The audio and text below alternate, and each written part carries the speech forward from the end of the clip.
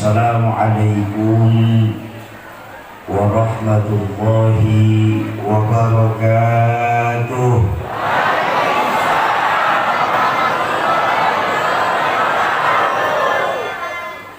Alhamdulillahilladzi ja'ala Ramadhana syahru siyam li ummati Muhammadiyah. Wassalatu wassalamu ala sayyidina Rasulillah Sayyidina wa maulana Muhammad ibn Abdillah wa ala alihi wa ashabihi wa man tabi'ahu wa wala. La hawla wa la quwwata illa billah, amma ba'du. Hadratul mukarramun, para alimul ulama, para habaib, para sa'id, para asatiz dan ustazat, para hujjaj, para sepuh dan bini sepuh di Sungai Jaga, wabil khusus Imam Masjid Nurul Islam Al-Mukarram Ustadz Hermanto, Ketua DKM Masjid Nurul Islam Al-Mukarram Ustadz Mulyono, Sohibul wasilah kedatangan kami di Sungai Jaga Al-Mukarram Ustadz Junaidi. Mudah-mudahan Allah tetapkan iman dan Islamnya dalam rangka menyemarakan Islam, khususnya di Sungai Jaga tercinta kita ini. Amin ya rabbal. Yang saya hormati para tokoh-tokoh masyarakat, tokoh-tokoh kepemudaan, segenap aparatur pemerintah, baik camat, tingkat desa, polisi dan TNI. Mobil khusus ada camat kecamatan Sungai Raya, orang tua kami Bapak Dr. Andes Juriat. Ada kepala desa Sungai Jaga Pak Haryono, keluarga besar dari MZ Center Kalimantan Barat, terdiri dari Bikers Peduli dan Nasi Jumat,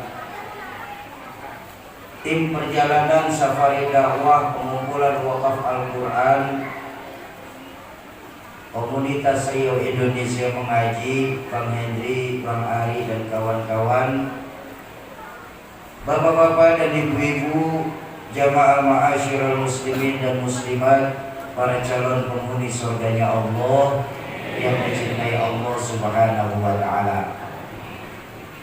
Alhamdulillah, malam hari ini kita duduk dan berkumpul di tempat mulia ini, Masjid Nurul Islam, dalam rangka menyambut datangnya Ramadan sekaligus pengumpulan para muwakif Al-Quran yang dilakukan oleh Masjid Nurul Islam bekerjasama dengan komunitas Rio Indonesia Mengaji dan MZ Center Kalimantan Barat. Kenapa hal ini kami lakukan? Kami datang dari satu masjid ke masjid yang lain, kami masuk dari satu kampung ke kampung yang lain, kami tiba dari satu provinsi ke provinsi yang lain. Karena memang akhir-akhir ini tanpa disadari bahwa Indonesia sedang mengalami yang namanya darurat Al-Quran. Selain data yang tadi kita lihat sama-sama dari guru kami Rahmatul Abror Kiai Haji Tengku Zulkarnain, saya pun mempunyai data sendiri yang diambil dari saya punya guru Al-Mukarram Kiai Haji Syarif Rahmat. Beliau salah seorang pengajar di PT IKI Jakarta, perguruan tinggi ilmu Quran, yang santri-santri beliau alhamdulillah para penghafal Al-Qurannya sudah tersebar di seantero Nusantara ini, Pak. Data beliau bikin penelitian tentang bagaimana kehidupan Al-Quran di negara yang mayoritas muslim ini. Hasil penelitian beliau tentang bagaimana kehidupan Al-Quran di Indonesia adalah dari 100% penduduk Islam yang ada di Indonesia ini, kata beliau, tidak lebih hanya 52%-nya saja yang bisa membaca Al-Quran. Artinya masih banyak saudara-saudara kita di pelosok-pelosok sana, Pak, mereka memang tidak memiliki Al-Quran ataupun mengalami buta huruf hijaiyah. Dan ini seharusnya tanggung jawab kita sebagai muslim untuk membantu saudara-saudara kita muslim lainnya di pedalaman sana dalam rangka memberantas buta huruf hijaiyah. Nah, dari 52% yang hanya sebatas bisa membaca Al-Quran ini, angka ini mengecil lagi hingga tidak lebih hanya 30%-nya saja menurut beliau yang mampu membaca Al-Quran secara tartil. Kok begitu, Syauqi? Karena memang kita diperintahkan dalam Al-Quran sendiri, warattilil Qur'ana tartila, baca Al-Quran secara tartil. Artinya tartil apa memangnya, Syauqi? Tepat tajwidnya, fasih makhrajul hurufnya. Kok begitu, Syauqi? Karena maaf Bapak Ibu, maaf, saya sering sampaikan di masjid-masjid, bicara bahasa Al-Quran adalah bahasa Arab. Betul apa betul? Gini, dalam bahasa Arab kita salah pengucapan saja, Pak, bisa mengakibatkan salah pengartian, Pak. Contoh, pakai contoh saja lah, biar lebih gampang. Nama saya yang diberikan orang tua saya adalah Syauqi, terdiri dari huruf shin, waw, qaf, dan ya. Syauqi yang punya arti kerinduan. Tapi ketika tadi abah saya, Pak Camat, memanggil saya dengan nama Syauqi menggunakan kaf, beda artinya sudah. Apa? Duri, syuk.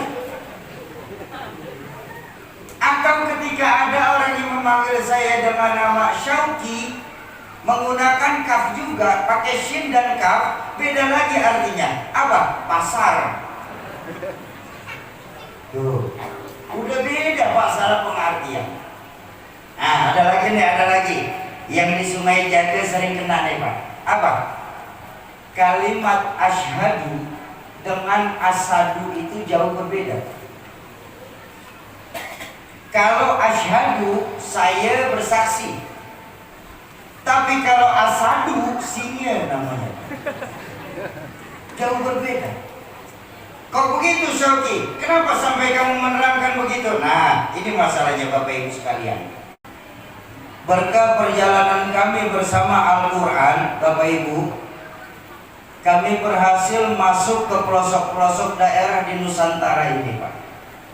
Kami masuk ke Aceh, bahkan kami sampai ke pulau terluar dari Aceh itu sendiri, namanya Pulau Aceh.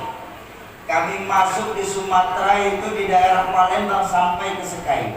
Kami masuk ke Gorontalo, kami masuk ke sampai ke Muarawis, Kalimantan Timur. Kami masuk ke Lombok, kami masuk ke Papua, Manokwari. Alhamdulillah berkat perjalanan kami dengan Al-Quran ini, kami masih temukan Bapak Ibu sekalian, ternyata masih banyak imam-imam rawatib di masjid dan mushola di pedalaman yang salah dalam membaca Fatihah.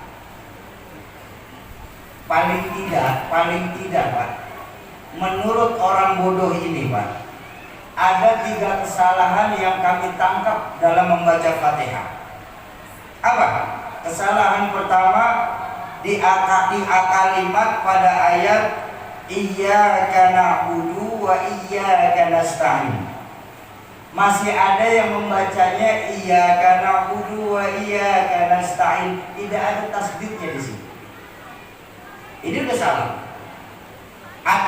Atau saya tetap berbaik sangka, mungkin karena saya yang bodoh, sehingga ayat yang terbaca itu menjadi iyyaka na'budu wa iyyaka nasta'in.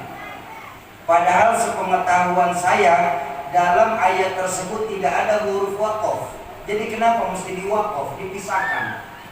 Ya mungkin sekali lagi, mungkin karena keterhati-hatian, takut menjadi kana wudu, akhirnya diberhentiin di situ.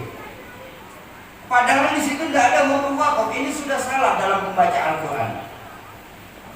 Itu yang pertama. Pada kalimat di ayat iyyaka na'budu wa iyyaka nasta'in. Yang kedua, terdapat di kalimat pada ayat an'amta, masih ada yang membacanya di hamzah semua, an'amta, atau terbalik di ain semua, an'amta. Bahkan beberapa ada yang saya dengar amta. Ini kan prihatin. Tuh, yang kedua. Yang ketiga kesalahannya pada kalimat di ayat waladdallin. Masih banyak imam-imam rawatib membacanya itu waladdallin, menaikkan intonasi di lam tasdidnya. Padahal saya ngaji sama guru saya Al-Mukarram Ustaz Rahmat di Jakarta, ngaji taksim, menaikkan intonasi lam tasdid di situ sudah menggugurkan bacaan. Bahkan dari guru saya juga Rahmatul Abror Mu'alim Syafi'i Hazami, diambil dari kitab Safinatun Najah, bahwa menaikkan intonasi pada kalimat waladdallin di sini sudah menggugurkan sholat itu sendiri. Maaf Bapak Ibu, bayangkan, bukankah Al-Fatihah dalam sholat itu masuknya rukun? Kalau surah-surah lain mungkin tidak bermasalah. Kenapa? Karena jatuhnya surah lain itu sunnah. Umpama kita rakaat pertama baca Yasin, umpama Yasin wal Qur'anil Hakim, innaka nggak hafal langsung sujud, nggak apa-apa. Kenapa? Karena hukumnya sunnah surah setelah Al-Fatihah. Tapi ketika Al-Fatihah salah, maka gugurlah satu masjid dalam sholat berjamaah. Nah, makanya ini kata guru saya Kiai Haji Syarif Rahmat berkata, hanya 30% saja penduduk Islam di Indonesia ini yang mampu membaca Al-Quran secara tartil, termasuk imam-imam rawatib di masjid. Bukankah baginda Nabi sendiri mengajarkan tidak sah sholatnya apabila makmum fasih berimam kepada imam yang tidak fasih? Nggak sah sholatnya. Makanya ayo masjid-masjid kita nih Pak, khususnya di Sungai Jati ini Pak, berhati-hatilah dalam memilih imam. Fikih sangat ketat Pak ketika memilih imam. Apa syarat menjadi imam? Dalam fikih dijelaskan syarat menjadi imam itu 4. A'lamuhum, afsahuhum, aktsaru sinan, wa man awwalu hijratan. A'lamuhum, yang paling alim di antara kita, angkat dia jadi imam. Soki, apa Pak? Yang paling alim di tempat kami ada 2 orang Soki. Yang mana yang harus saya pilih? Kalau memang yang alim ada 2 orang, syarat selanjutnya ini afsahuhum, yang paling fasih lidahnya. Kenapa? Karena tidak sah sholatnya imam cadel, makmumnya nggak cadel, itu nggak sah. Imam cadel, makmum fasih, nggak sah sholatnya. Makmum cadel, imam nggak cadel, sah sholatnya. Imam cadel, makmum cadel, sah sholatnya. Udah susah dibenerin lagi itu namanya kampung cadel udah susah dibenerin ya.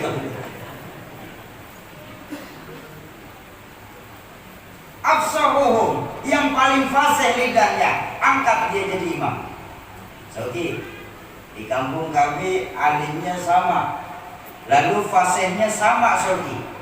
Yang mana yang harus saya pilih? Dalam fikih mengajarkan yang ketiga, man aktsaru sinan, yang lebih tua umurnya. Ini baru senioritas Pak, dikedepankan Pak. Jadi yang jadi imam itu bukan yang paling tua duluan Pak, yang paling alim, bukan yang paling tua. Tua kalau kejemur kering Pak.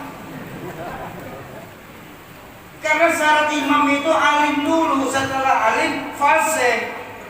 Kalau fasenya ada 2 orang, yang lebih tua umurnya baru senioritas dikedepankan. Oke, apalagi Pak?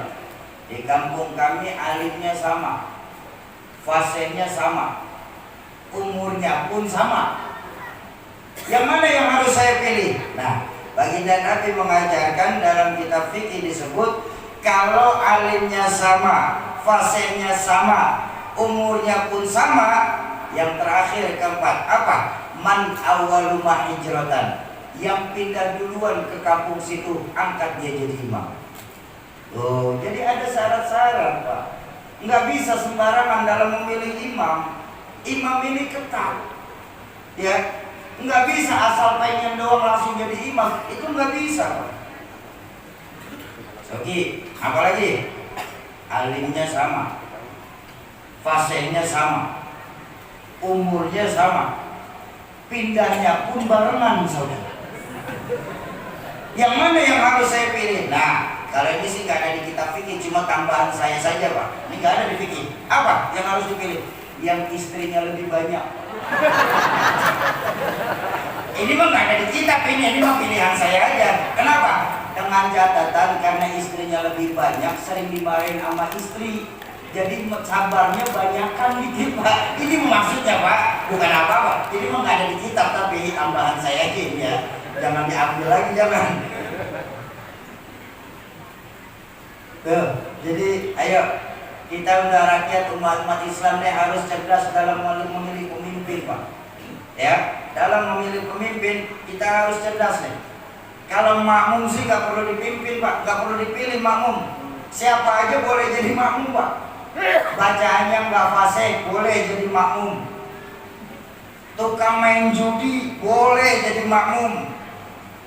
Jarang datang ke masjid boleh jadi makmum. Ketinggalan 1 rakaat masih boleh jadi makmum. Tapi tidak setiap orang bisa untuk menjadi imam.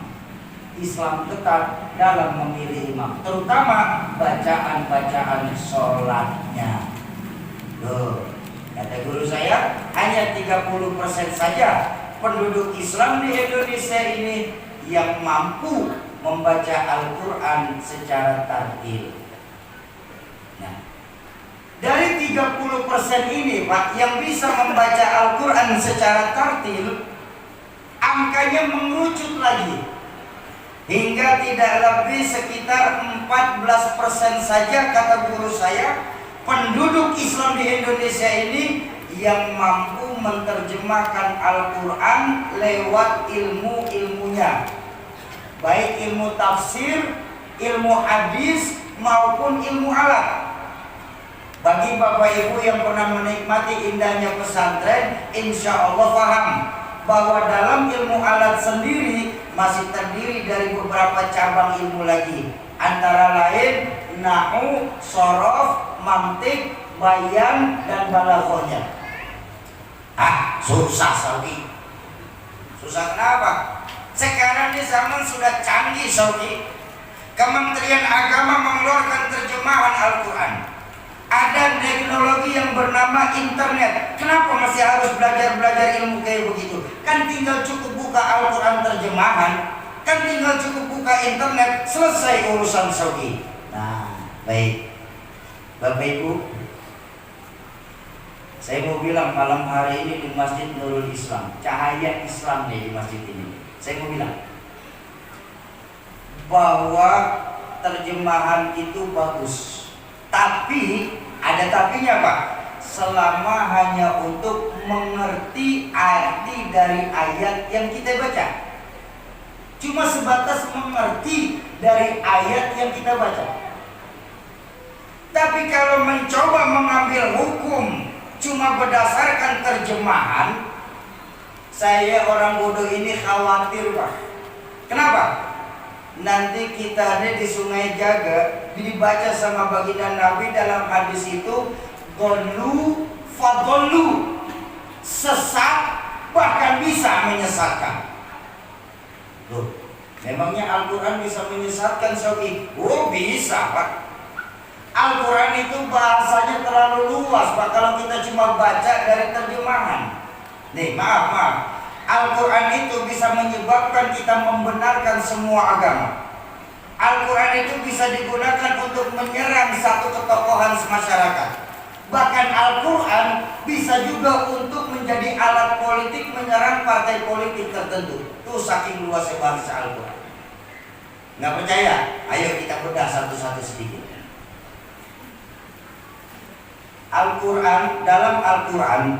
Dalam Al-Quran ada di mana Allah berfirman begini, Pak.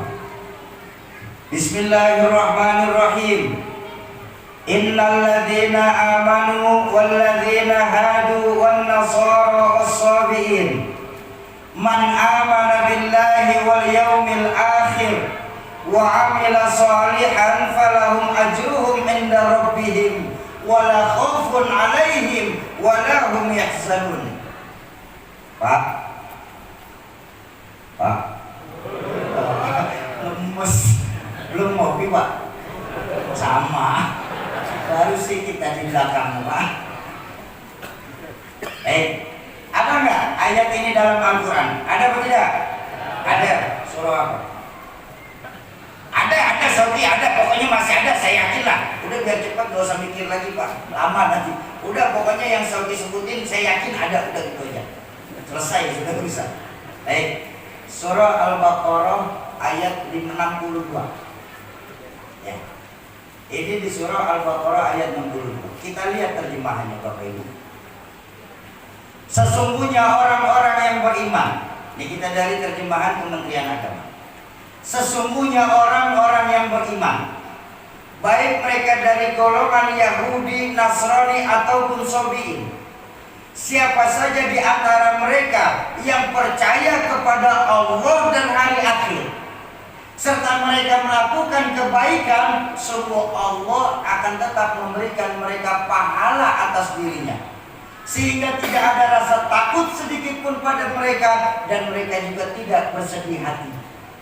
Ini terjemahan.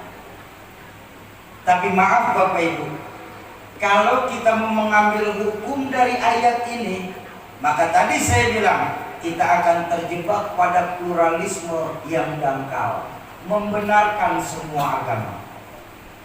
Loh, kok bisa Saudi bisa jadi membenarkan semua agama? Kita lihat artinya tadi. Dalam ayat ini jelas, Pak, tidak perlu beragama Islam untuk mendapatkan pahala dari Allah.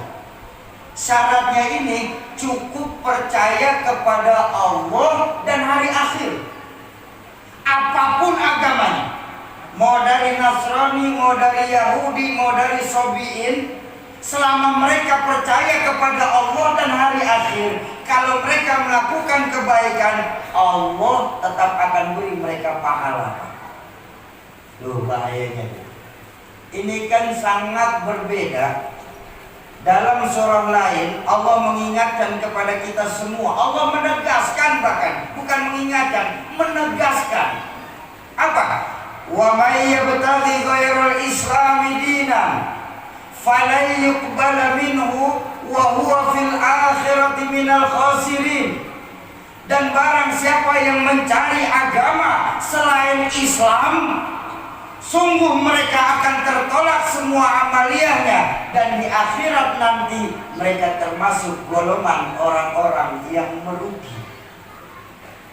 Bayangkan, Pak, kalau kita mengambil hukum tidak berdasarkan ilmu, kita akan terjebak pada pluralisme yang dangkal. Ya. Teguran Allah, barang siapa yang mencari agama selain Islam, sungguh mereka akan tertolak semua amaliyahnya, dan di akhirat nanti mereka termasuk golongan orang-orang yang merugi. Ini bahayanya, Pak. Makanya dalam ilmu Al-Quran itu ada ayat nasakh dan mansukh yang menggantikan posisi ayat sebelumnya hukumnya. menggantikan hukum dari posisi ayat yang sebelumnya. Mungkin ketika ketika ayat itu lagi turun, kita sendiri nggak paham asbabun nuzulnya tentang ayat itu.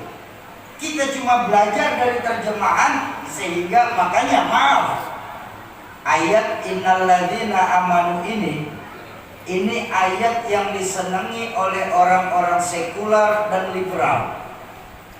Kenapa? Karena dari mulut mereka lah yang berani berkata semua agama benar, semua agama baik. Jadi nggak perlu kita fanatik kepada satu agama.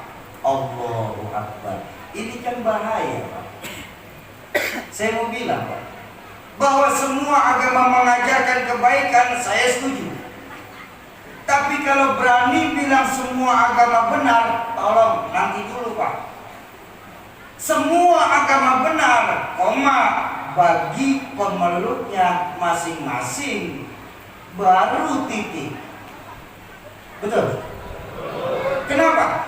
Kalau berani bilang kita semua agama benar, Pak, semua agama baik, nanti akan ada di Sungai Jagi ini, Pak, Islam yang ke Kristen-Kristenan, Kristen yang ke Buddha-Buddhaan, Buddha yang ke Hindu-Hinduan, Hindu yang ke Konghucu-Konghucuan. Akhirnya kita di Sungai Jaga ini sudah tidak pakai lagi paham agama. Sedangkan kalau agama di Sungai Jaga ini sudah tidak lagi dipakai, maaf, paham komunis dan ateis, mereka sudah berhasil masuk ke Sungai Jaga tanpa bersusah payah untuk menyerang umat Islam di sini. Inna lillahi wa inna ilaihi. Syauqi, janganlah ngomong begitu, Syauqi. Kamu lupa bahwa kita tinggal di Indonesia, Syauqi. Pancasila mengajarkan asas toleransi, Syauqi. Oh maaf, saya bilang. Saya sempat bilang sama kawan-kawan saya orang sekuler, maaf bang, kami umat Islam jangan abang ajarkan soal toleransi, bang. Kami umat Islam ini sadar, kami tinggal di Indonesia, bang. Berbagai macam agama tumbuh dengan subur di tanah air tercinta kita ini. Betul apa betul? Makanya kami umat Islam ini diajarkan oleh guru-guru kami bahwa kita umat Islam wajib menghormati orang lain agama. Tapi kalau persoalan agama orang lain, Al-Quran mengajarkan kepada kita, lakum dinukum. Itu aja batasannya, Pak. Jangan sampai kita toleransi yang kebablasan. Kita toleransi, Bang. Tapi toleransi kita nggak kebablasan umat Islam ini. Kok begitu? Maaf, Pak. Ini toleransi yang diajarkan negara kita saat ini, toleransi yang kebablasan, Bang. Toleransi itu bukan baca Al-Quran di dalam gereja, Pak. Toleransi itu bukan baca sholawat badar di dalam gereja. Bahkan toleransi itu bukan menghidupkan salat berjamaah di dalam gereja. Itu bukan toleransi, tapi pelecehan. Betul? Kalau memang baca Quran di dalam gereja, baca sholawat di dalam gereja, menghidupkan sholat berjamaah di dalam gereja, bisa kita iakan sebagai toleransi. Jangan salahkan, Pak. Ketika nanti di malam Idul Fitri, Idul Adha, agama-agama lain akan masuk ke Nurul Islam. Lalu mereka akan bernyanyi lagu rohani mereka lewat speaker masjid kita.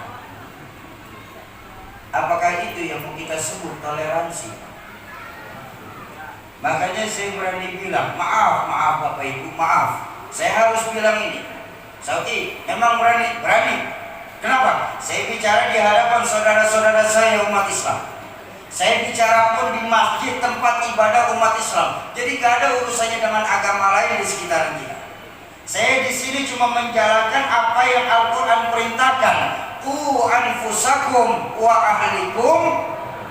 Ini yang saya jaga. Saya menjaga keluarga saya sebagai muslim. Maaf Bapak Ibu, hancurnya Islam di Indonesia ini bukan karena agama-agama saudara-saudara kita yang lain. Hancurnya Islam di Indonesia ini karena ulah kita sendiri, Pak, umat Islam. Kenapa? paling tidak yang membuat Islam hancur di Indonesia ini karena dua perkara. Apa? Pertama, fanatisme kita kepada organisasi kita. Ini yang bikin Islam hancur. Seolah-olah kalau bukan bagian dari organisasi kita, semuanya salah. Ini nggak boleh, itu nggak boleh, ini haram, itu haram. Macam kunci surga punya bapak moyangnya saja, Pak. Berani menyala-nyalakan amalia-amalia orang. Betul? Bukankah baginda Nabi ketika berdakwah itu diutus ke dunia ini sebagai rahmatan lil alamin? Jadi kenapa kita harus terkotak-kotak lagi? Baginda Nabi menjadikan Islam itu laksana satu bundaran penuh, Pak, satu lingkaran penuh yang tidak ada sudut-sudutnya. Kenapa kita mesti mengkotak-kotakan diri kita masing-masing? Ini yang bikin kita hancur, Pak. Fanatisme agama wajib, tapi kalau fanatisme organisasi nanti dulu, Pak. Betul? Itu yang pertama tuh. Hancurnya Islam dikarenakan fanatisme organisasi. Yang kedua, ini yang lebih prihatin. Apa? Semakin banyaknya orang munafik yang ada dalam diri Islam ini sendiri. Ini yang bikin Islam hancur, bukan agama-agama lain, Pak. Yang bikin hancur Islam itu ya karena munafiknya orang Islam. Tanyalah sama diri kita, Bapak Ibu sekalian. Di mana posisi kita ketika agama Allah lagi dihina-hina? Tanyalah diri kita, di mana posisi kita ketika baginda Nabi lagi dilecehkan? Dan di mana posisi kita, Bapak Ibu sekalian, ketika kita tahu bahwa akhir-akhir ini ulama-ulama kita lagi dicari-cari kesalahannya? Di mana posisi kita berdiri? Kita lupa bahwa baginda Nabi mengingatkan, kullukum ra'in wa kullukum mas'ulun an ra'iyati. Semua kita hakikatnya ini kan pemimpin, Pak, di dunia ini, Pak. Semua kita. Pak Camat memimpin di kecamatan, Pak Kades memimpin di desa kita, RT memimpin di lingkungan, Bapak memimpin keluarga, Ibu memimpin anak dan keturunannya supaya menjadi soleh dan soleha. Semua kita ini pemimpin pada dasarnya, Pak. Dan ingat, setiap pemimpin pasti akan dimintakan pertanggungjawaban di hadapan Allah tentang apa yang sudah dipimpinnya, Pak. Bukankah dalam surah Yasin kita sudah diingatkan bahwa al-yawma nakhtimu ala afwahihim wa tukallimuna aydihim wa tashhadu arjuluhum bima kanu. Mulut dikunci, tangan bersaksi, tangan berbicara, kaki bersaksi atas apa-apa yang sudah kita lakukan di Sungai Jabu ini. Di mana keimanan kita, Pak? Yang ketika nanti di yaumil mahsyar, kalian yang ngaku-ngaku sebagai umatku, umat Islam, tapi di mana ketika Allah tanya posisi kalian ketika agamamu lagi dihina? Ini yang bikin Islam hancur. Banyak hadis-hadis baginda Nabi, bahkan baginda Nabi itu, Pak, saking sayangnya dengan kita umat Islam ini, jauh-jauh hari, hampir 15 abad yang lalu, baginda Nabi mengeluarkan peringatan keras untuk kita umat Islam. Apa? Peringatan tegas dari baginda Nabi. Beliau bersabda, "Idza azzamat ummatid dunya," kalau saja umatku saat itu nanti sudah terlalu mengagung-agungkan urusan dunia, nuzi'at minha haibatul Islam, maka akan dicabut kehebatan Islam dari dirinya.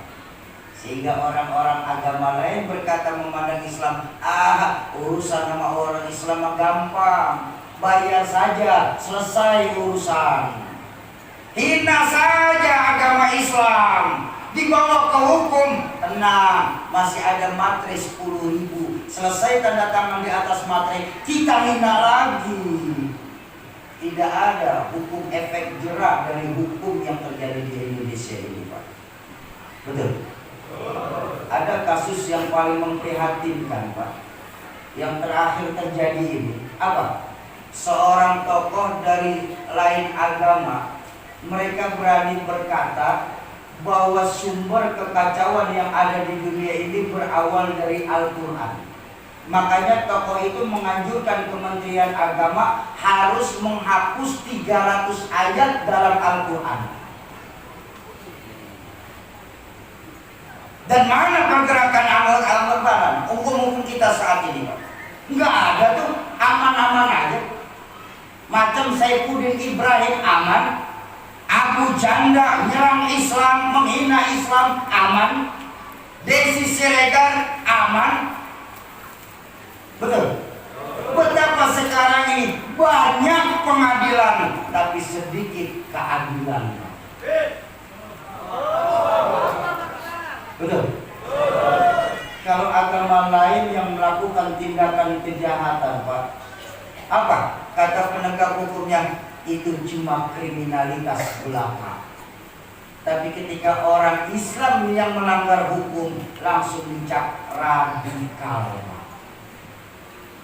Kenapa? Akibat semakin banyaknya orang munafik, mereka lupa ada hidup sesudah mati, ada akhirat sesudah dunia. Ini kita sudah terjadi memang, Pak. Ini kita min akhir sa'ah, Pak. Sudah akhir zaman saat ini. Maaf Bapak Ibu, maaf. Ada sebuah hadis baginda Nabi mengingatkan tentang akhir zaman.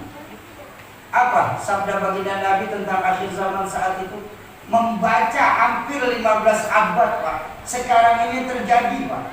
Apa hadis baginda Nabi mengingatkan kita tentang akhir zaman? Baginda Nabi bersabda, "Sayati 'alan nasi zamanun." Akan datang nanti di suatu zaman di tengah-tengah manusia, di mana saat itu di tengah-tengah mereka warwasa'uhum kal asad. Pemimpin-pemimpin mereka bertingkah layaknya seekor singa. Allah. Bapak tahu singa? Bu? Kamu kalau menyaut? Bu? Ibu masih ingat singa? Baik, Bapak Ibu, kita pelajari dari SD, Pak.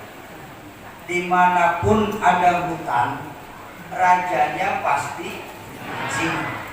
Dimanapun hutannya, raja hutan pasti singa. Padahal hutan nggak pernah bikin pemilu, Pak. Nggak pernah hutan bikin pemilu. Tapi kita semua tahu, dimanapun ada hutan, rajanya pasti singa. Betul? Ketika singa sudah menjadi raja di hutan, maka yang berlaku di hutan adalah hukum rimba. Apa hukum rimba itu? Yang kuat akan memangsa yang lemah. Kita lihatlah, saya kan bicara di Indonesia, hampir di seluruh negara di dunia ini. Kita lihat sekarang, banyak pemimpin-pemimpin negaranya berlaku layaknya seekor singa. Coba lihat. Ketika singa memimpin, ada di satu negara, di mana negara tersebut punya lahan sawit yang menghampar luas ribuan hektar, minyak gorengnya mahal. Di luar negeri, ini mah di luar negeri. Saya nggak bicara di sini, di luar negeri saya bicara. Di luar negeri, ya, ada di negara tersebut, Pak, di mana mereka punya pulau garam terbesar di negaranya, garamnya impor. Ada di satu negara di mana lahan sawahnya menghampar hijau, berasnya di luar negeri, di luar negeri. Enggak di Indonesia. Saya cerita di luar negeri jauh, Pak. Pokoknya luar negeri, luarnya lagi, Pak. Jauh lah pokoknya. Luar negeri. Coba. Ada nggak yang seperti itu? Banyak negara yang seperti itu, Pak. Kalau di luar negeri, alhamdulillah Pak Jokowi bagus presiden kita, Pak. Menekan dan menurunkan angka kemiskinan, Pak Presiden kita. Menurun angka miskin ke anak cucu. Iya kan, yang penting menurun, Pak. Oh, tapi saya nggak bicara di Indonesia, ini di luar negeri. Wawasaruhum kal asad. Pemimpin-pemimpin mereka laksana seekor singa. Allah. Coba tengok singa ketika memimpin, Pak. Allah. Dikasih 1 periode, nambah minta 2 periode. Udah enak-enak 2 periode, aturan turun, ngajuin 3 periode. Kenapa? Singa. Singa, saya lagi ngomong singa. Jangan kemana-mana ya pikirannya. Singa. Dan kita lihat, Pak, Bu, yang namanya singa itu kalau lagi diem polos mukanya. Singa.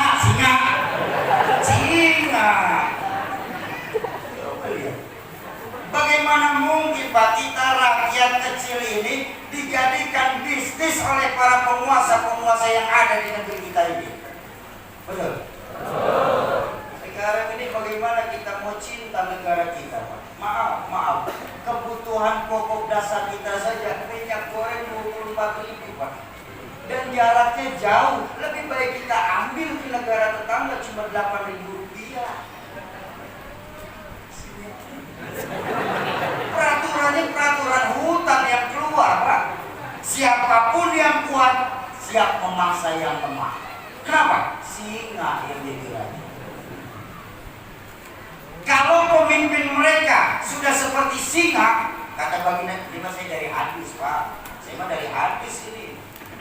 Kalau pemimpin mereka saat itu sudah seperti singa, wa wizruhum kadhi'ab, para pejabat-pejabat publiknya, para wakil-wakil rakyatnya, nggak upahnya layaknya seekor serigala. Ya Allah, nyetel benar nih pemimpin model begini, Pak. Pemerintahan model begini nyetel benar. Bapak Ibu masih ingat serigala? Masih ingat? Yang saya belajar dulu SD, hewan yang paling licik itu serigala. Kenapa? Serigala itu kalau dia mau makan domba, dia nyaru pakai bulu domba. Makanya ada lagu Rita Sugiarto berjudul Serigala Berbulu apa semua.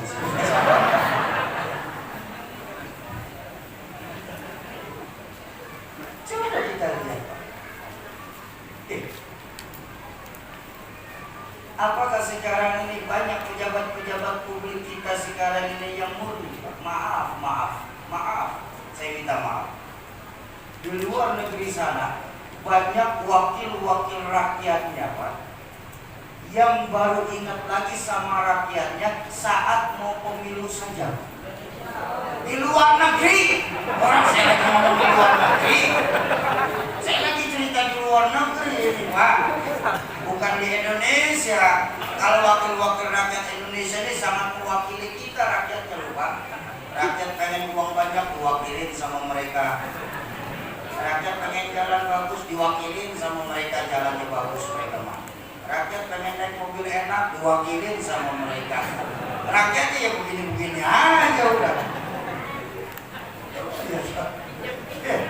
Kalau lagi musim pemilu, Masya Allah, dia mau pakai baju rakyat, Pak. Allahu Akbar. Slogannya pun paling bagus. Pilih kami, sebab kami dari rakyat, untuk rakyat. Begitu jadi, makani uang-uang rakyat. Di luar negeri.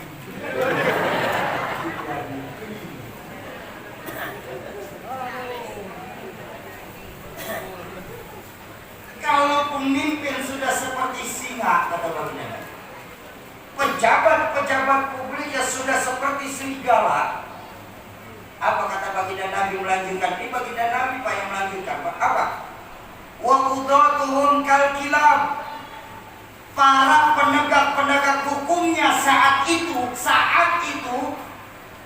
bertingkah nggak ubah layaknya seperti seekor anjing.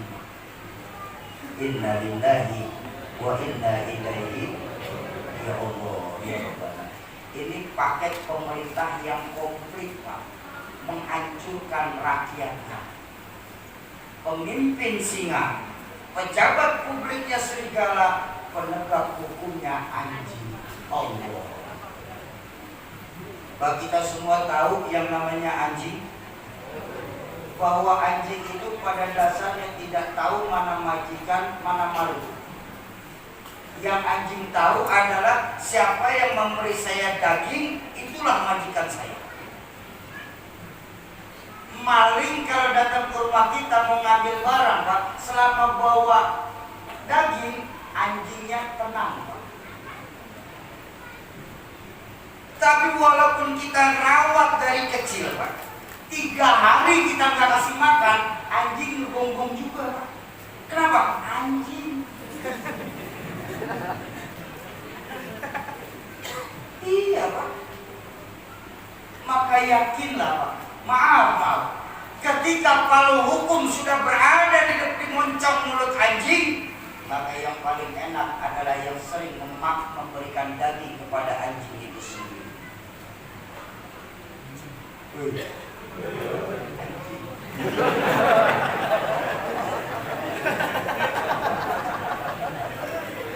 Saya enggak, kalau Pak Polisi kita ini alhamdulillah loh, Pak. Walaupun semua organisasi pasti punya oknum, saya nggak salahin itu.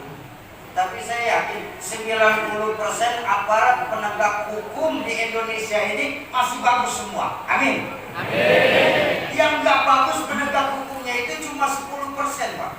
10% saja. 10% itu oknum, betul. Jadi kita jangan menyamaratakan polisi-polisi kita, TNI kita, Mahkamah Konstitusi kita, itu masih banyak, Pak. 90% orang baik. Amin. Yang tidak baik cuma 10%, betul? Tapi sial yang 10% megang posisi atas semua.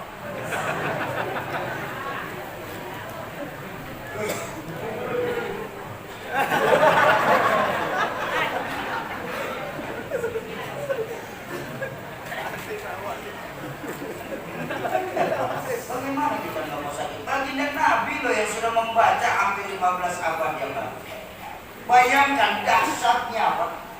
Ketika hukum sudah mulai pandang bulu, maka yakinlah, Pak, yang paling enak tentu yang banyak bulunya. Siapa yang banyak bulunya? Monyet.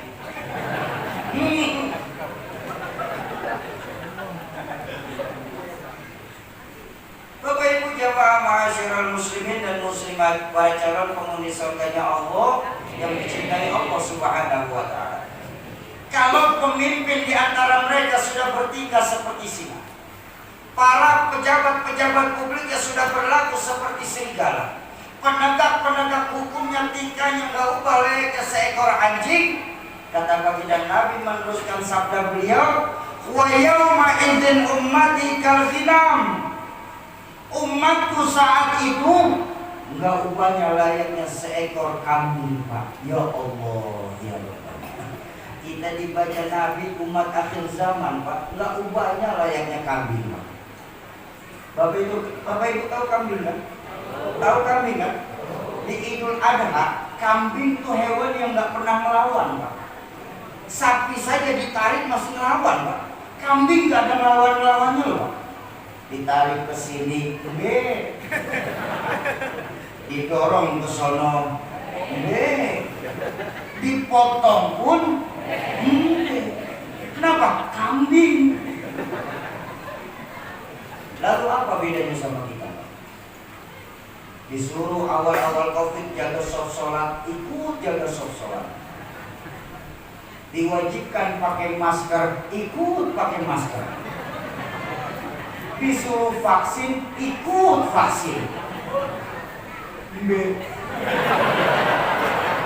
Ya saya juga embe, Pak. Saya kan 3 kali vaksin soalnya. Ya saya embe juga nggak bisa apa-apa. Ya kalau saya nggak vaksin, saya nggak bisa datang ke Kalimantan Barat, Pak. Ini yang saya bingung loh. Ini yang saya bingung. Vaksin polio buat penyakit polio. Vaksin campak buat campak. Vaksin COVID buat naik pesawat, buat masuk ke mall, buat jalan-jalan.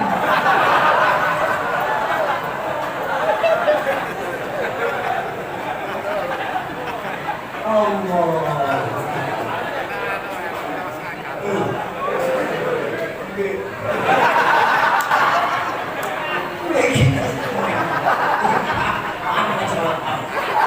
Saya nyampein hadis ini, ya, saya bilang juga nyampeinnya di luar negeri. Nyampein hadis yang dari luar negeri. Ya. Bapak Ibu jamaah ma'asyiral muslimin dan muslimat, para calon penghuni surganya Allah yang dicintai Allah Subhanahu wa taala. Tuh, saya bilang. Teman dari pluralisme kita dihancurkan karena semakin banyaknya orang munafik dalam diri Islam itu sendiri. Tuh, Al-Quran juga. Al-Quran juga. Lalu apa Soki? Al-Quran bisa menyerang ketokohan seseorang. Baik, saya buka lagi sejarah sedikit. Bapak Ibu masih ingat kejadian Bapak Ahok? Masih ingat?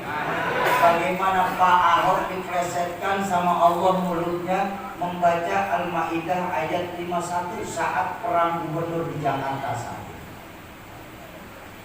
Dia bilang bahwa tidak memerlukan pemimpin yang muslim saja. Kalau selama bagus, maka yang non-muslim pun bisa mendapatkan peluang. Salah seharusnya Pak. Saat di Jakarta, maaf kami di Jakarta mayoritas muslim. Sebagai orang muslim kami pun pengen dipimpin oleh orang yang muslim juga. Betul? Beda halnya ketika kami di daerah yang minoritas. Ketika kami di minoritas, ya kami harus sadar diri bahwa kami sedikit. Kami nggak bisa memaksakan menggunakan surah Al-Maidah. Bahkan yang sedihnya lagi, sampai Kementerian Agama merevisi terjemahan dari Al-Maidah 51 itu Pak. Sebelum direvisi sama Kementerian Agama, itu jelas Pak, artinya itu pemimpin. Tapi saking banyaknya orang munafik saat ini sampai rela mengubah terjemahan Al-Quran Kementerian Agama terbaru jadi apa? Kawan seperjalanan. Innalillahi. Padahal saya ngaji sama guru-guru saya Pak. Dari tafsir Tabari, tafsir Ibnu Katsir, tafsir Jalalain, beberapa tafsir saya baca. Itu Al-Maidah 51 itu mutlak tentang memilih pemimpin yang Islam. Tapi ingat, koridornya selama masyarakat setempat itu Islam. Tapi kalau masyarakat kita mayoritas bukan Islam, ya kita yang minoritas ini harus mengikuti kemauan yang mayoritas. Ini baru toleransi. Toleransi itu yang mayoritas sayang yang kepada minoritas, yang minoritas tahu diri. Itu toleransi namanya. Betul? Bahwa sebagai masyarakat Indonesia kita muslim mayoritas benar, tapi kalau di wilayah-wilayah kita yang minoritas tahu diri, nggak usah teriak-teriak. Al-Maidah 51. Ya ini makanya harus pakai ilmu. Tuh, Al-Quran bisa digunakan untuk menyerang ketokohan. Yang kedua, saking luasnya bahasa Al-Quran. Yang ketiga, Al-Quran bisa dijadikan alat menyerang partai politik, sebuah partai politik. Tapi ini nggak kejadian sekarang Pak. Ini kejadian di tahun 90-an. Bapak Ibu kalau masih ingat, ketika pemilu 90, saat itu partisan yang ada cuma 3. P3, PDIP, PDI dan Golkar. Betul kan? Cuma 3 partai saja. Nah, saat itu untuk menyerang satu partai dipakai ayat dalam Al-Quran. Apa ayatnya yang dipakai? Wala taqrabu hadhihi syajarah. Jangan coba-coba kamu dekati pohon itu katanya. Innalillahi wa inna ilaihi raji'un. Padahal ayat yang sesungguhnya menjelaskan bukan pohon beringin. tapi pohon huldi. Cuma karena kedangkalan kita, Al-Quran kita jadikan alat untuk menyerang partai politik tertentu. Ini loh saking luasnya bahasa Al-Quran. Antara terjemahannya saja, terjemahan Ibnu Katsir, terjemahan Imam Tabari, dan terjemahan Imam Jalalain, itu jauh berbeda gaya terjemahannya, Pak. Kalau tafsir Jalalain lebih mengutamakan di ilmu-ilmu filsafatnya dan ilmu alam. Tafsir Tabari dalam terjemahan Al-Qur'annya itu lebih mengutamakan di kehidupan sehari-hari. Beda lagi dengan tafsir Ibnu Katsir, lebih baku, makanya tafsir Ibnu Katsir itu dipakai rujukan untuk menerjemahkan Al-Qur'an yang ada saat ini. Tuh, makanya beda-beda, Pak. Jadi nggak bisa kita mengambil hukum ini langsung dari Al-Quran. Makanya kita orang Ahlus Sunnah wal Jamaah bersyukur sandaran hukum kita bukan 2 tapi 4. Apa? Quran dan hadis, ijma dan qiyas. Kenapa? Sebab kalau mengembalikan semua kepada Quran dan hadis, ya Allah, tanpa ilmu yang jelas kita akan tersesat. Contoh, pakai contoh lagi ya. Pakai contoh lebih enak, pakai contoh. Gini. Ini kalau kita mau mengambil hukum dari hadis. Baik. Ada dalam hadis baginda Nabi, ini hadis sanadnya muttafaqun alaih. Artinya satu sahabat menulis riwayat hadis ini. Baginda Nabi pernah bersabda, "Shallu kama ra'aitumuni usalli." Salatlah kalian sebagaimana kalian sedang melihat aku salat. Ini hadis sahih, Pak. Artinya kalau hadis sahih kan boleh kita jalanin ya. Boleh kan? Boleh. Pertanyaan saya simpel. Siapa di antara kita di Masjid Nurul Islam ini yang pernah sholat di belakang Nabi? Tunjuk tangan. Atau dalam mimpi melihat Rasulullah sholat? Lalu bagaimana kita bisa tahu cara sholat Rasulullah? Dari ulama-ulama kita yang sangat keguruannya mutawatir, sambung menyambung sampai bertemu di Rasulullah. Betul? Ada juga ketika kebiasaan baginda Nabi saat menghidupkan sholat berjamaah apa? Beliau berkata kepada makmum, lurus dan rapatkan shaf sholat. Karena cuma belajar dari terjemahan saja bukan dari ilmu, tidak melihat asbabul wurud, maka mengartikan merapatkan shaf sholat itu dari kaki yang melebar. Makanya berapa banyak kita sekarang ini sholat ubur-uburan kaki, Pak. Terus bagaimana diajarkan lurus dan rapatkan shaf sholat? Adanya di ulama yang mengajarkan. Diajarkan apa?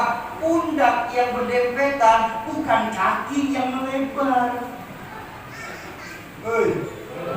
Sholat ubur-uburan kaki, Pak. Ini mau main petak umpet. Iya sih memang. Sholat setan nggak mungkin lewat sholat di samping kita jadinya, tapi lewatnya dari kolong, Pak. Karena yang diperintahkan itu dalam meluruskan dan merapatkan sholat itu patokannya bukan kaki tapi pundak. Jadi nggak bisa Pak kita mengembalikan semua kepada Quran dan hadis tanpa didasari oleh ilmu-ilmu. Apalagi banyak dari kita nih Pak, maaf ngajinya sama Mbah Google, belajar agama sama Ustazah YouTube. Sehingga kata orang tua saya dulu mengingatkan, orang sekarang ini banyak tahu tapi tidak pernah tahu banyak. Banyak tahu, Pak. Soal ini tahu, soal ini tahu, soal ini tahu. Konfrontir, saya juga katanya. Baru ngaji bab katanya, sudah berani mengkafir-kafirkan amalia-amalia yang diajarkan oleh guru-guru dan orang tua kita, Pak. Berapa banyak orang-orang kita sekarang terjebak pada hal itu, Pak? Segi, berarti belajar dari internet jelek? Saya nggak bilang jelek, Pak. Belajar dari internet bagus selama kita punya guru. Kenapa? Karena apabila kita bertemu dengan materi yang tidak kita pahami dalam internet, kita bisa tanya langsung kepada guru kita. Itu mempercepat internet. Contoh berkah perjalanan kami dengan Al-Quran, Pak, atau guru-guru kita lah yang lain, kayak Abdul Somad, Ustaz Adi Hidayat, Buya Yahya dan lain sebagainya. Ya, nggak mungkin beliau-beliau dalam berdakwah itu, Pak, harus bawa kitab yang 2 lemari punya beliau sebagai rujukan. Siapa yang mau bayarin bagasi pesawatnya, Pak? Betul. Internet macam saya nih enak aja, Pak. Dengan adanya internet mempercepat pencarian saya. Nanti acara di Nurul Islam apa? Yang menjelang Ramadan tapi tetap jalur Quran saya. Ya udah, saya tinggal buka bab Quran. Oh ini ayatnya, oh ini hadisnya, oh ini makolahnya, oh ini yang saya pernah belajar, ini yang belum pernah belajar saya nggak pakai, ini yang saya pernah dapat dari itu. Internet mempercepat, Pak. Tapi kalau internet gak ada gurunya, Pak, maka bisa sesat dan menyesatkan. Tuh bahayanya, Pak. Ya. Karena dalam Islam belajar agama itu syarat mutlaknya apa? Mempunyai sanad keguruan yang mutawatir, sambung menyambung sampai bertemu di baginda Rasulullah Shallallahu Alaihi Wasallam. Jadi internet jelek sawi? Enggak. Saya tetap berbaik sangka, Pak. Saya tetap berhusnuzon bahwa guru-guru kita yang memberikan materi dalam internet sanadnya insya Allah mutawatir.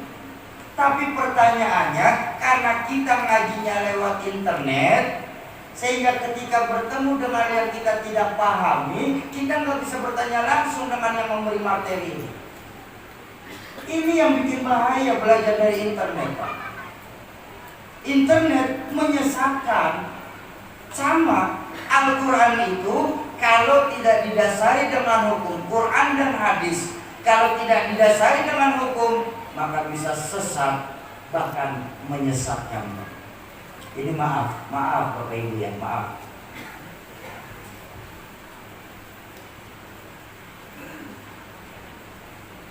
Jam berapa saya ngaji? Masih awal? Ya, biar kompak dulu. Sampai jam berapa kita ngaji nih, Pak? Sampai subuh.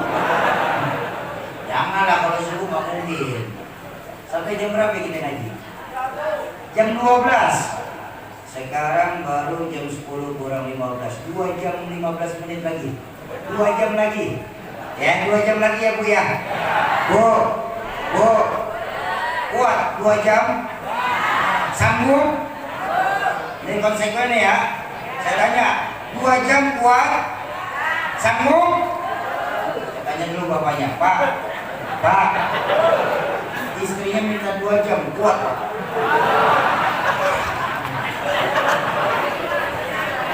Ceramah, ini kemana orang lagi ngomongin ceramah juga?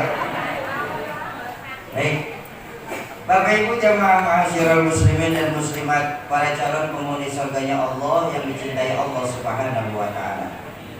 Terakhir, banyak dari kita Bapak Ibu sekalian yang tahu agama kita ini. Banyak dari kita orang Islam yang tahu agama kita orang Islam ini sendiri, agama Islam ini sendiri, macam orang buta disuruh kenal gajah. Tuh kita kenal Islam tuh macam orang buta disuruh kenal gajah. Masih ingat gak ceritanya? Gini, saya ulangin ya. Ada 3 orang buta dilepas di kebun binatang suruh kenal gajah. Insya Allah 3-tiganya nggak ada yang sama. Benar ini Pak. Datang orang buta pertama, lapor Pak, ya gajah itu tinggi besar macam pohon kelapa. Yang dia pegang kaki Pak. Datang orang buta kedua, ngotot, Dia masalah, yang benar saya. Apa? Gajah itu tipis macam kipas. Yang dia pegang kuping. Datang orang buta ketiga lebih ngotot, dua-duanya masalah.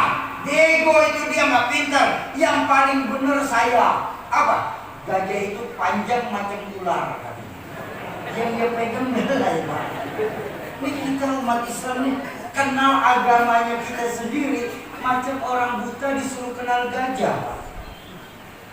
Maaf, buat orang yang sudah tahu bentuk gajah, pendapat orang buta hanya jadi bahan ketawaan saja. Tapi bagi orang yang belum pernah melihat gajah, pendapat orang buta bisa menyesatkan. Ini loh kita. Kalau tidak didasari dengan keilmuan.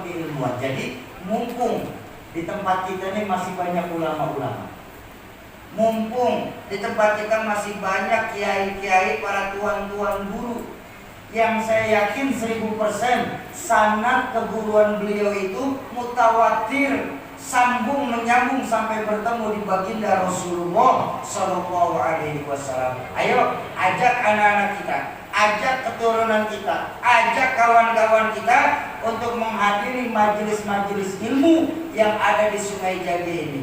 Bu, masukkan anak-anak kita ke pondok-pondok pesantren yang ada di tempat kita ini. Jadikan pondok pesantren ini sebagai alternatif pertama, bukan alternatif terakhir. Di banyak kita orang tua, Pak, menjadikan pesantren ini sebagai alternatif terakhir.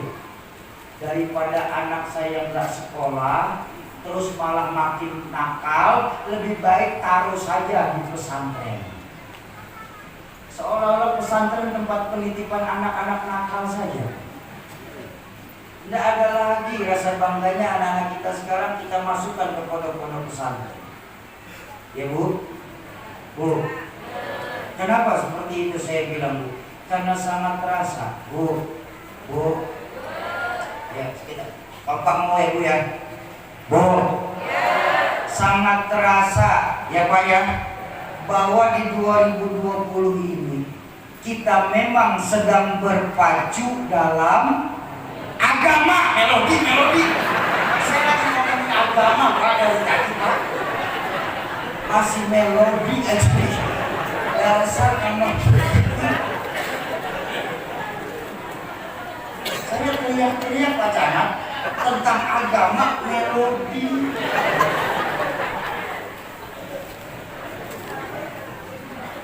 Ayo, tanamkan kembali nilai-nilai agama semenjak dini dalam rumah tangga kita, Pak. Ingat, baginda Nabi mengajarkan al-baitu madrasatul ula. Rumah itu pesantren pertama buat anak-anak kita, Pak. Jadi jangan pernah berharap kita punya anak yang soleh dan soleha. Ternyata kalau kita tidak bisa berlaku soleh dan soleha di hadapan anak-anak kita. Mimpi, Pak, kita di Sungai Jage ini, di Sungai Raya ini punya generasi muda yang generasi Qurani. Tapi kalau kita sebagai orang tua tidak mau menghidupkan baca Al-Quran di tengah-tengah anak-anak kita sendiri, ya Bu, tanamkan kembali anak-anak kita, ya, tanamkan kembali anak-anak kita. Nah, nggak apa-apa lah, nak, kau tetap harus masuk pesantren, nak. Biar sekarang bapak ibu Monik pala jadi kaki, kaki jadi pala, biar kau tetap masuk pesantren, nak. Kau harus masuk pesantren. Nggak apa-apa saat ini, nak. Kami orang tuamu ini pala jadi kaki, kaki jadi pala, nak. Kita hidup harus realistis dalam dunia ini, nak. Lebih baik kita makan singkong beneran daripada makan roti mimpi. Betul kan? Bu,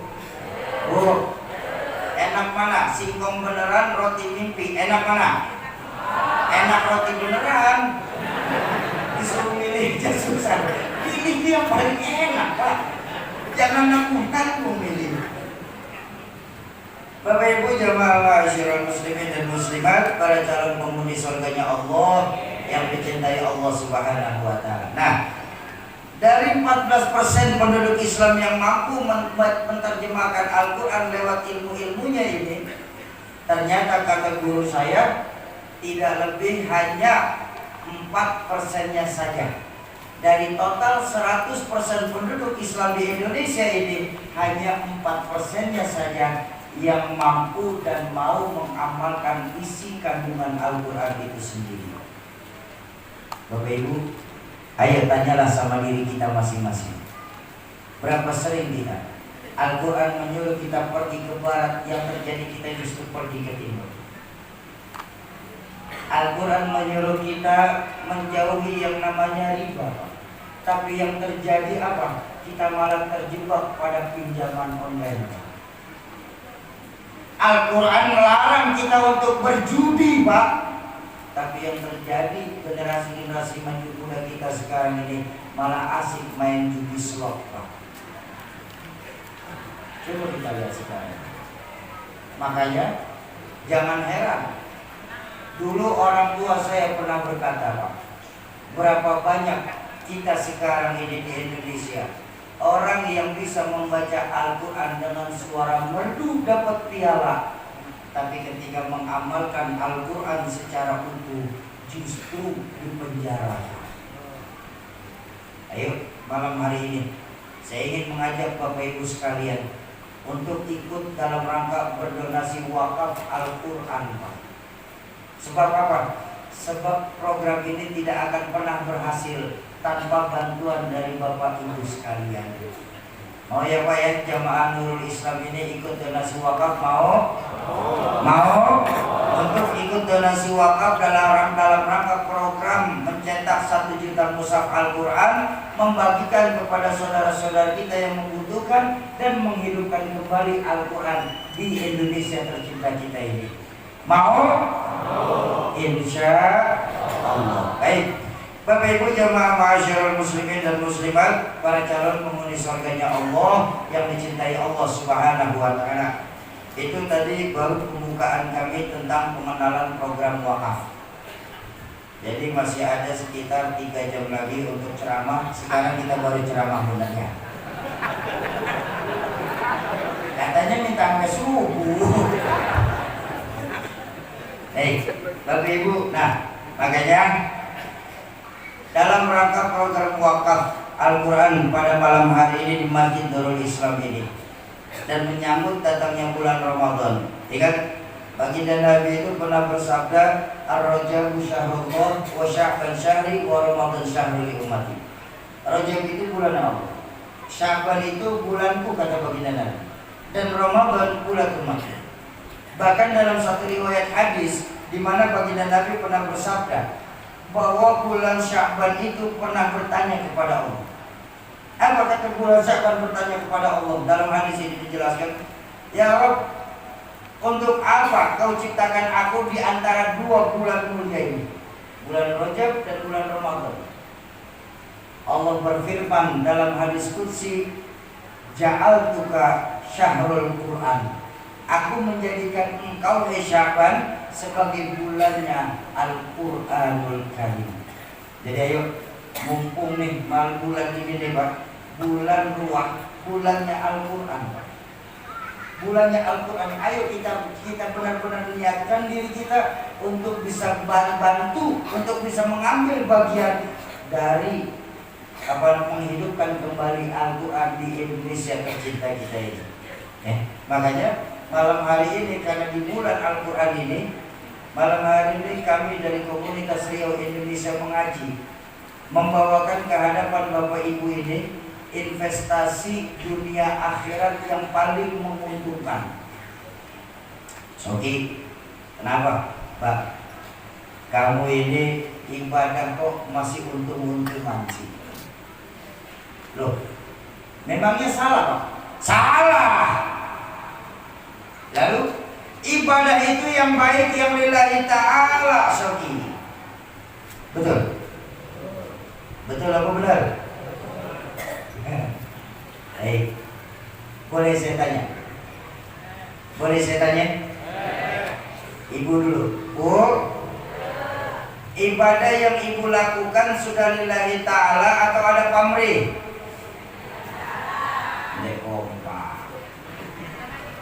Saya ulang.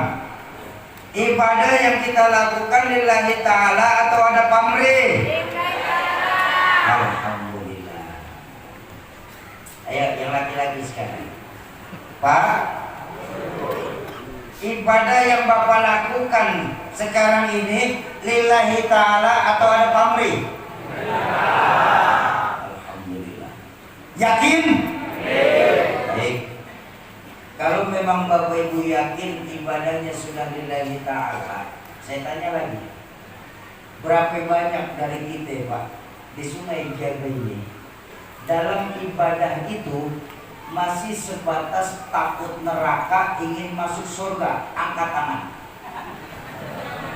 Yang ibadah masih takut neraka, pengen masuk surga, angkat tangan. Ayo angkat tangan. Ini nggak ada yang angkat tangan, kok malu apa gimana itu?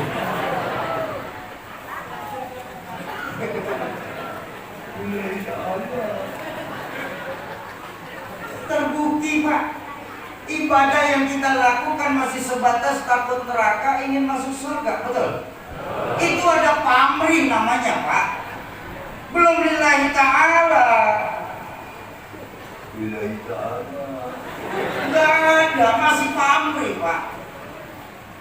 Karena hakikat ibadah yang terbaik itu apa? Ibadah yang terbaik diajarkan sama baginda Nabi Pak. Apa? Beribadahlah kalian seolah kalian sedang melihat Allah. Tapi kalau kalian tidak mampu untuk melihat Allah, maka yakinlah Allah sedang melihat kita. Hakikat ibadah yang terbaik adalah merasakan Allah dalam hidup kita. Jadi maaf Bapak Ibu, terbukti ibadah kita ada pamrih. Ketika ibadah kita ada pamrih, pantas orang tua saya dulu bilang, berapa banyak orang Sungai Jaga yang ketika ibadah sholatnya rajin, maksiatnya tekun. Ngajinya hebat, setengah jam, ngomongin tetangganya sejam setengah. Sedekahnya mau, nyoloknya lebih banyak dari yang disedekahin. STMJ Pak, sholat tekun, maksiat jalan. Kenapa? Karena menjadikan ibadah kita masih sebatas pamrih. Maaf Pak, maaf Bu, banyak dari kita di sekarang iman secara ucapan, tapi sekular kita dalam perbuatan. Di masjid kita iman, di pasar iman kita taruh di rumah, nggak kita bawa. Kenapa? Kalau iman kita bawa ke pasar, nggak bisa ngurangi timbangan. Betul? Di masjid iman besar, tapi mau begitu berangkat ke ladang iman ditaruh baik-baik supaya apa? Nggak bisa beratin timbangan lagi. Di masjid, di rumah ada iman, di kantor iman ditaruh. Kenapa? Kalau iman dibawa ke kantor, korupsinya nggak bisa gede-gedean. Iman secara pengucapan, tapi sekular kita secara perbuatan. Nah makanya, karena ibadah kita nih, saya nih, ibadah saya masih cari untung, makanya malam hari ini saya berani bilang, kami ajukan ke hadapan Bapak Ibu investasi dunia dan akhirat yang paling menguntungkan. Allah Akbar. Saya nggak tanggung-tanggung nawarin Pak. Dunia dan akhirat tuh Pak. Investasi dunianya apa Soki? Investasi dunianya adalah mengeluarkan harta di jalan Allah. Ini paling menguntungkan Pak. Sawit itu kecil untungnya. Tambang apa yang mau kita harapin lagi Pak di Kalimantan itu? Betul. Investasi yang tidak akan pernah habis adalah mengeluarkan harta di jalan Allah. Apa buktinya Sogi? Bahwa investasi mengeluarkan harta di jalan Allah yang terbaik? Buktinya Al-Quran, di mana Allah mengingatkan, "Matsalul ladzina yunfiquna amwalahum fi sabilillah kamatsali habbatin anbatat sab'a sanabil fi kulli sumbulatin mi'atu habbah."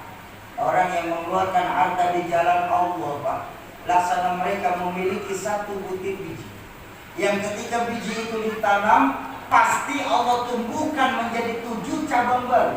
Yang di tiap cabangnya Allah akan gelantungkan lagi 1000 biji yang akan menjadi buahnya nanti. 1/100. Apa? Ada keuntungan 1/100 di dunia ini kan?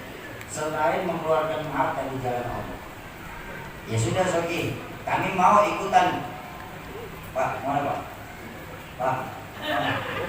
Oh iya, kirain pulang bareng Pak ya. Panitia, tolong jaga pintu keluar. Ini biasa kalau ngomong duit atu-atu pada begini. Jagain dulu. Biar gak ada yang kabur nih. Soki, ya kenapa Bu? Kami mau ikut Soki, alhamdulillah. Tapi di mana-mana namanya investasi kan harus ada jaminan. Kami juga pintar Soki, kami minta jaminan. Apa jaminannya? Bahwa investasi ini menguntungkan. Jaminannya Bapak Ibu, saya kasih nggak main-main jaminannya. Apa? Baginda Rasulullah SAW. Ini jaminan saya.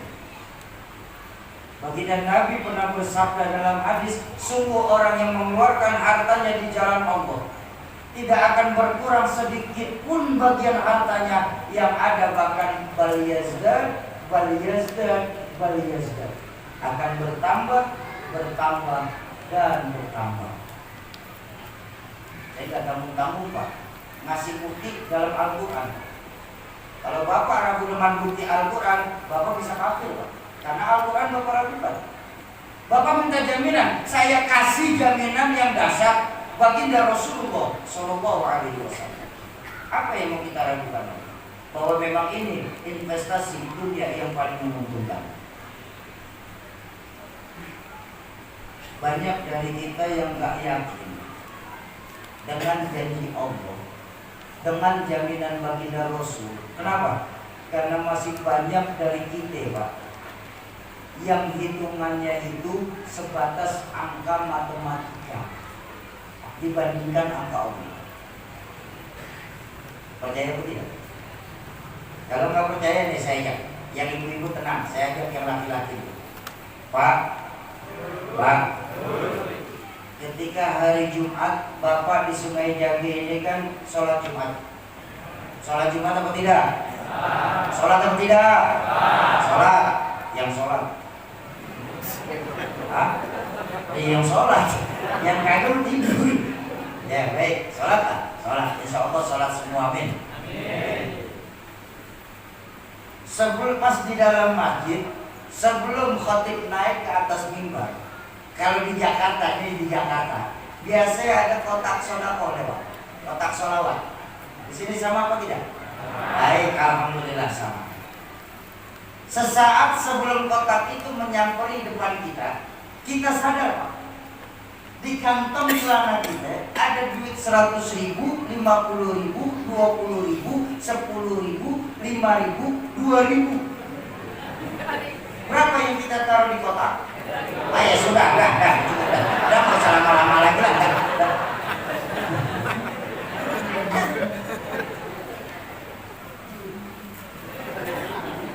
Allah, sudah sedekah cuma hari Jumat 2.000. Doanya pengen masuk surga.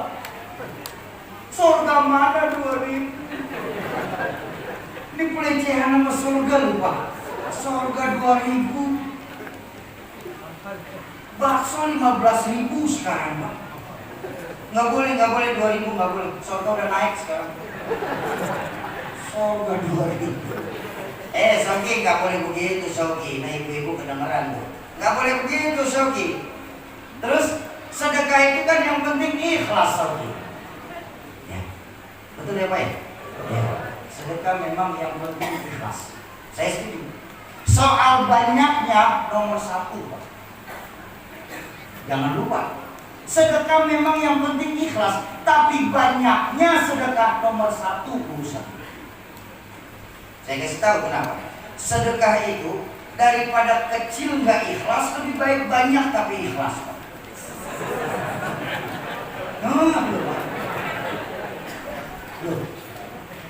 Maaf Pak, 2.000 yang Bapak Bapak keluarkan setiap hari Jumat itu, Pak, terasa besar saat kita di dalam masjid. Tapi pernahkah kita bayangkan ketika kita keluar masjid, 100.000 hilang begitu saja terlana? Padahal yang 100.000 itu nggak jadi apa-apa. Yang 2.000 itu, itulah yang akan jadi penerang lubang kubur kita. Harta yang kita keluarkan di jalan Allah, itulah yang akan menerangi lubang kubur kita. Bapak Ibu, malam hari ini sedekah 3 juta rupiah, cakep. Nanti ketika Bapak Ibu meninggal dunia, masuk ke dalam kubur Bapak Ibu pakai lampu neon. Terang Pak, 3 juta, terang kuburan. Amin. Oke, saya 3 juta nggak ada Sogi. Terus saya 1 juta aja Sogi. Boleh bagus. Lampu templok, lampu semprong, kecilan dikit lampu semprong. Ya, Sogi, saya 500.000 Sogi, nggak apa-apa Pak. Yang penting ikhlas, 500.000 kirim. Apinya kecil, hati-hati Pak. Sogi, 2.000 Sogi. Boleh. Bentar korek. Hati-hati Pak. Bapak Ibu jamaah ma'asyiral muslimin dan muslimat, itu baru investasi juga. Ya, mengeluarkan harta di jalan. Sogi, saya pun pengen banyak Sogi sebenarnya. Terus kenapa Pak? Tapi saya nggak punya duit Sogi. Oh tenang Pak, tenang. Yang nggak punya duit itu kita Pak. Allah yang maha memberi rezeki. Ini jangan sampai kita lupa. Ingat, Allah itu Pak, Allah itu menciptakan segala sesuatu berpasang-pasangan. Betul? Ada siang, ada malam. Ada laki-laki, ada perempuan. Ada sehat, ada sakit. Ada kaya, ada gada. Maaf, Allah tidak menciptakan kemiskinan, Pak. Yang Allah ciptakan kecukupan. Bukan miskin. Miskin kita, Pak, manusia yang bikin mental miskin. Makanya guru-guru kita mengajarkan, Pak, orang kaya itu bukan orang yang duitnya banyak, Pak, tapi dialah orang kaya yang hidupnya cukup. Dan orang miskin bukan orang yang gak punya duit, Pak. Orang miskin itu orang yang dalam kehidupannya selalu kurang. Betul? Itu hakikat miskin, yang dalam kehidupannya selalu kurang. Analogi sederhana. Kita semua tahu yang namanya hewan cacing. Tahu? Kita lihat cacing. Betapa kita bisa ambil pelajaran dari cacing tentang kehidupan kita, Pak, kepada Allah. Cacing Allah nggak kasih akal, Allah nggak kasih tangan, Allah nggak kasih kaki. Silaturahmi pun nggak pernah di dalam tanah sama cacing-cacing lain kumpul ngopi bareng. Betul? Cacing. Tapi untuk hidup Allah jamin apa tidak? Kita manusia di Sungai Jami ini, Pak, di Sungai Raya ini, akal dikasih sama Allah, tangan diberikan untuk bekerja, kaki dikasih untuk jalan dan berusaha, kawan-kawan dikasih sama Allah untuk bersilaturahmi. Masih pantaskah kita merasa hidup kita miskin? Masih pantaskah kita mengeluh kekurangan kepada Allah Subhanahu wa Ta'ala? Harta yang kita keluarkan ini bandingkan dengan apa yang sudah Allah berikan kepada kita. Investasi dunia. Makanya saya jatuh cinta dengan sebuah syair yang ditulis di Yaman, Pak. Jadi pedagang-pedagang Yaman itu, Pak, itu selalu nulis tulisan ini, Pak. Di Tarim itu, di Timur Tengah, di Yaman, Tarim, Hadramaut, itu setiap pedagang di sana yakinnya sama Allah luar biasa. Dagangnya itu beda sama kita, karena beliau berdagang itu mengharapkan berkah, bukan untung. Beda kita, Pak. Islam mengajarkan dagang, tapi yang dicari berkah. Kita orang Islam juga dagang, tapi yang dicari untung. Ini kesalahan besar, Pak, buat kita. Contoh, seorang tukang jeruk menulis di gerobaknya besar-besar, kaifa akhafu minal faqri wa ana abdul ghani. Bagaimana aku harus takut untuk merasa miskin, sedangkan aku malu, aku ini makhluk hamba yang dari yang maha kaya. Kenapa ketika berbuat untuk agama kita masih menghitung angka matematika? Pernahkah kita menghitung tentang apa yang Allah sudah perbuat untuk kita hidup di dunia ini, Bapak Ibu? Tuh, investasi dunia. Investasi dunia. Kedua, investasi akhirat. Apa investasi akhirat yang paling menguntungkan? Wakaf Al-Quran. Kok begitu, Sobi? Nah, kenapa saya bilang menguntungkan? Begini menguntungkannya. Dalam Islam diajarkan orang yang membantu orang lain dalam melakukan kebaikan, insya Allah pahalanya sama seperti orang yang melakukan kebaikan itu sendiri. Betul apa betul? Contoh yang paling mudah. Setiap Ramadan Bapak Ibu berusaha untuk memberikan musafir-musafir itu makanan berbuka atau takjilan lah di bahasa kita. Kok mau? Karena guru-guru kita mengajarkan insya Allah pahala puasanya sang musafir itu yang kita berikan takjilan, kita akan kebagian utuh tanpa mengurangi pahala dari musafir itu sendiri. Kita bicara Al-Quran, Pak. Kebaikan membaca Al-Quran itu diterangkan dalam hadis baginda Nabi, setiap hurufnya Allah ganjar 10 kali lipat. Allah. Tidak ada kebahagiaan dan kebaikan yang bisa melampaui kebaikan Al-Quran. Sogi, kamu salah kali, Sogi. Masih salah juga Pak saya. Salah. Terus 10 mah kecil. Sholat berjamaah itu jauh lebih besar, Sogi. Sholat berjamaah kan 27 kali lebih baik daripada sholat sendiri. Al-Quran cuma 10. Ngaji di mana kamu bisa salah ceramah gitu? Baik. Bapak Ibu, kelihatannya sholat berjamaah lebih banyak daripada mengaji Al-Quran. Betul? 27 kali lebih baik daripada sendiri. Itu hitungan di hadapan Allah 1 kali sholat, Pak. Bukan setiap rokaatnya Allah kasih 27. Bapak Ibu, sedekah malam hari ini 3 juta rupiah bahkan. Yang dihitung sama Allah 3 jutanya, Pak. Bukan setiap rupiahnya. Tapi ketika Al-Quran, setiap hurufnya Allah ganjar dengan 10 kebaikan. Bahkan ditegaskan dalam hadis tersebut, laisa alif lam mim harfun. Alif lam mim dalam Al-Quran itu bukan 1 huruf, Bapak Ibu. Akan tetapi alif harfun, lam harfun, mim harfun. Alif 1 huruf, lam 1 huruf, mim 1 huruf. Bayangkan Bapak Ibu, berapa banyak investasi akhirat kita nanti. Pahala kita nanti di akhirat di hadapan Allah. Ketika Al-Quran yang kita wakafkan akan dibaca oleh para pembaca-pembaca yang siap membaca Al-Quran Bapak Ibu wakafkan ini. Bayangkan ada berapa ratus ribu huruf dalam Al-Quran, diulang-ulang. Itu baru 1 Quran loh, Pak. Apalagi Bapak melebihin 10 Al-Quran, 20, 30 Al-Quran bahkan. Semakin banyak kebaikan yang akan kita tuai nanti di akhirat. Sogi, 2020 kamu ngomong soal dosa sama pahala saja sih. Itu kan hayalan, Sogi. Lagian kan kita nggak dikasih tahu.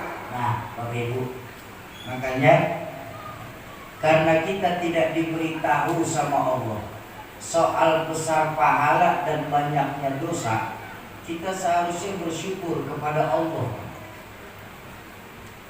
Kok begitu, Sogi? Bayangkan, ayo kita bayangkan. Seandainya Allah kasih tampak dosa saya malam hari ini, saya yakin satu masjid gak akan ada yang mau duduk bareng-bareng saya malam hari ini. Kok begitu, Sogi?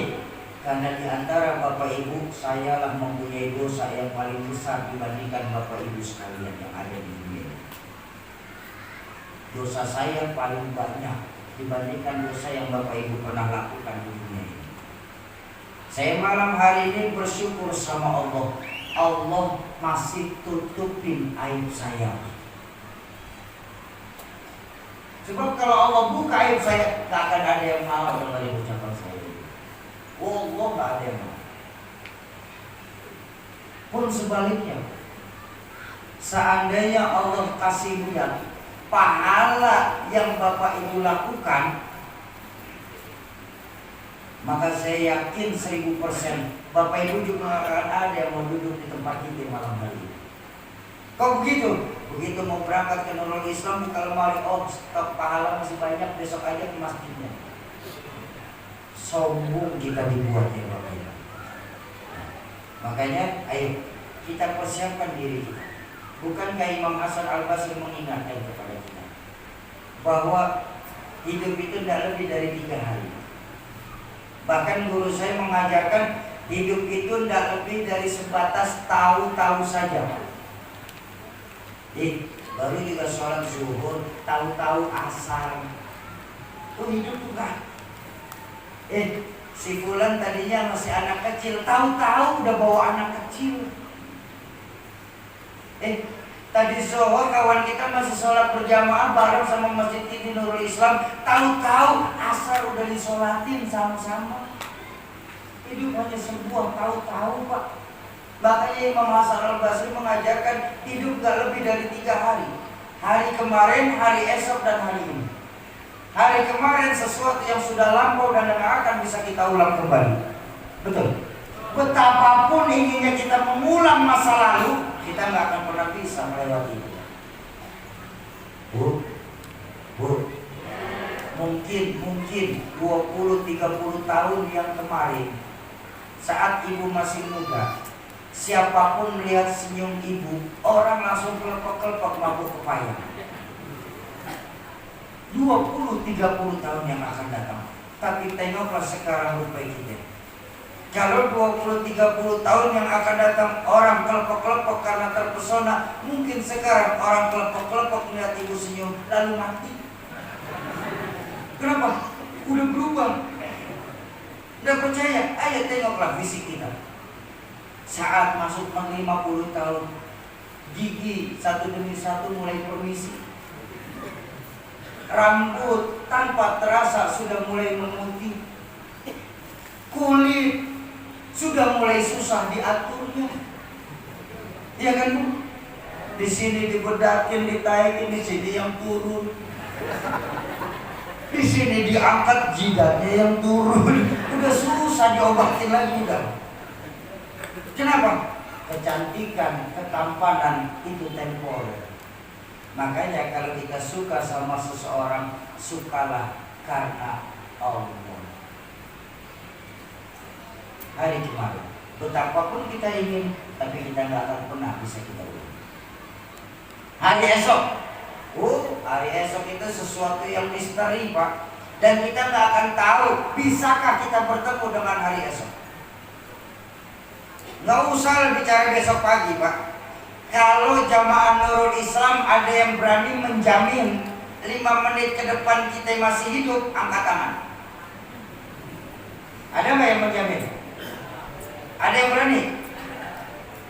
Apa kita mau bicara tentang hari esok?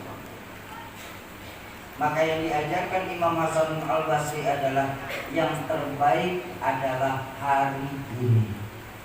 Mumpung kita masih ada di dunia, ruh belum berpisah dari jasad, ladang amal masih banyak yang bisa kita tanam, pintu taubat pun masih terbuka lebar-lebar. Apalagi kita masih bertemu di bulannya Al-Quran.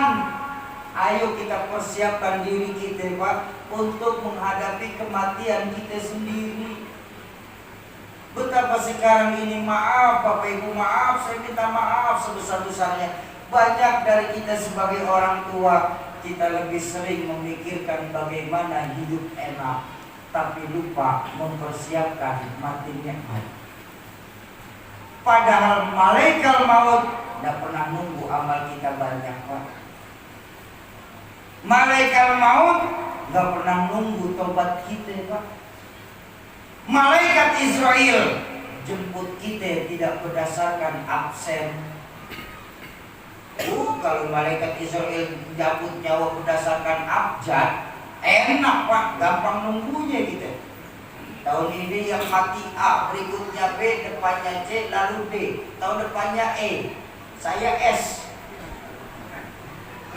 Abah saya Z Pak, berangkat duluan nyatanya.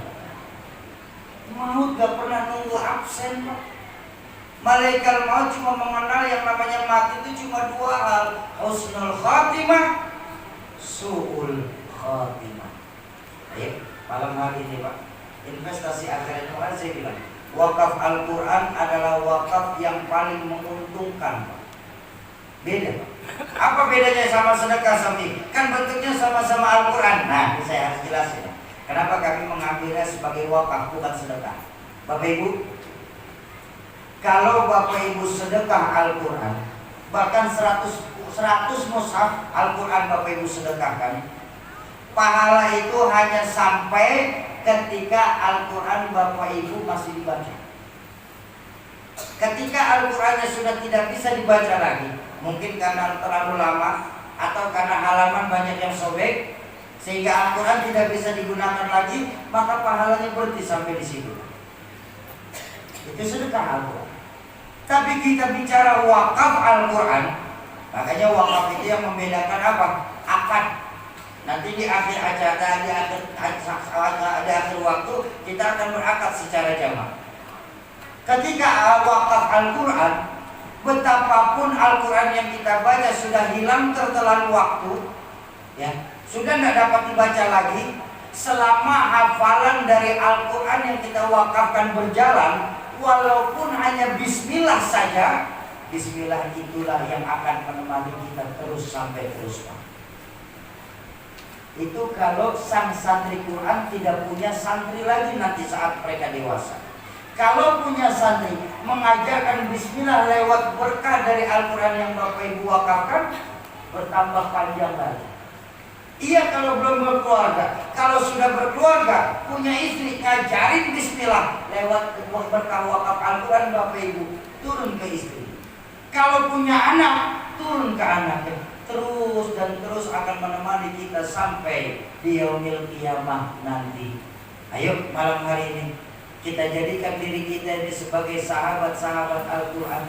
Karena apa? Karena Al-Quran itu nanti juga salah satu yang bisa memberikan pertolongan di hari kiamat Pak. Ingat ya, ayo, sahabat Al-Quran itu ada 3 hakikatnya. Baik orang yang membaca Al-Quran, lebih-lebih orang yang menghafalkan Al-Quran, terutama orang yang menghidupkan kembali Al-Quran di tengah-tengah masyarakatnya.